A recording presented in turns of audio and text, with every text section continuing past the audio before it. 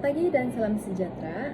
Saya Tristisya Hekli di 2024 114490. Berdasarkan poster di atas, saya ingin mengupas berkaitan dengan isu keciciran dalam pendidikan. Kementerian Pendidikan tidak berkompromi tentang isu keciciran pelajar ini, yaitu isu murid cicir.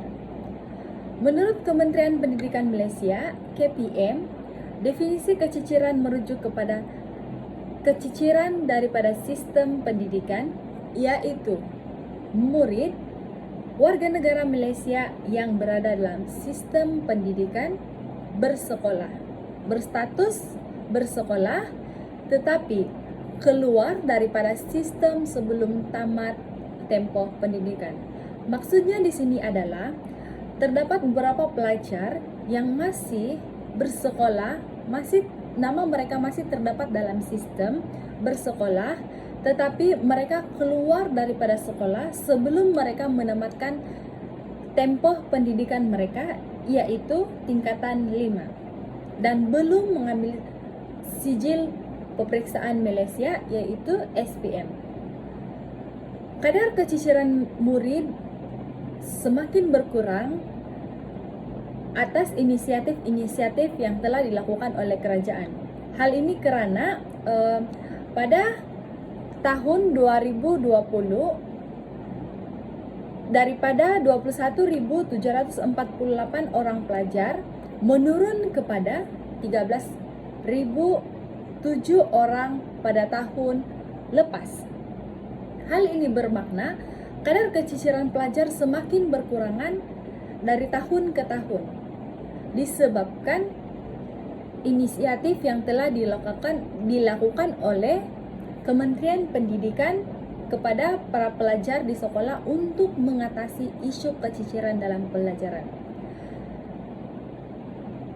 Antaranya adalah langkah mengatasi isu-isu keciciran ini adalah melaksanakan sekolah model khas komprehensif atau K9 dan K11 yang menyediakan akses pendidikan yang berkualiti dan inklusif kepada para pelajar. Dan yang kedua adalah program outreach murid cucir. Maksudnya kementerian melakukan inisiatif ini kepada setiap sekolah-sekolah di mana mereka melakukan program outreach untuk mengatasi murid cicir ini. Dan yang ketiga adalah menyediakan 18 jenis bantuan persekolahan, terdiri daripada 13 jenis bantuan persekolahan khusus dan 5 jenis bantuan persekolahan umum. Hal ini dapat dilihat apabila terdapat banyak faktor keciciran murid, sehingga Kementerian Pendidikan Malaysia mengambil beberapa langkah utama untuk mengatasi isu murid cicir ini. Persoalannya, apakah faktor yang menyebabkan keciciran murid? Salah satunya adalah disebabkan oleh masalah keluarga. Seperti yang kita tahu, banyak kes-kes yang telah menyebabkan pelajar kehilangan jati diri dan disiplin mereka di sekolah. Hal ini mungkin disebabkan salah satunya adalah masalah keluarga. Ibu bapa sepatutnya mengambil tindakan dan langkah yang membentuk jati diri anak-anak mereka. Walaupun dalam keadaan sibuk, ibu bapa sepatutnya memainkan peranan yang sangat penting untuk semua para pelajar dan juga terutama sekali untuk anak-anak mereka. Jangan biarkan anak-anak terlalu lama bermain gadget, jangan terlalu lama membiarkan anak-anak bersendirian, karena ibu bapa sebagai salah satu sokongan untuk menjadi konseling bagi anak-anak mereka.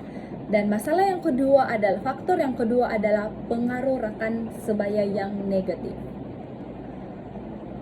Ini adalah salah satu faktor utama isu keciciran dalam pendidikan. Karena ramai anak muda sekarang mudah terpengaruh dengan budaya yang negatif. Apalagi mereka berada dalam sekelompok kumpulan pelajar yang selalu tidak hadir ke sekolah, yang selalu ponteng, dan selalu melakukan hal-hal negatif. Contohnya adalah bully. Hal ini menyebabkan pelajar tidak mempunyai keinginan untuk datang ke sekolah, dan rasa ingin tahu untuk datang ke sekolah sudah hilang dalam diri pelajar tersebut, disebabkan oleh pengaruh daripada rekan-rekan mereka. Dan faktor yang ketiga adalah persekitaran sekolah yang kondusif. Hal ini kita ketahui di mana banyak sekolah di bahagian pedalaman mempunyai kemudahan yang tidak mencukupi dan persekitaran yang tidak kondusif. Sahaja daripada saya, semoga poster ini bermanfaat untuk semua pelajar yang melihat. Sekian, terima kasih.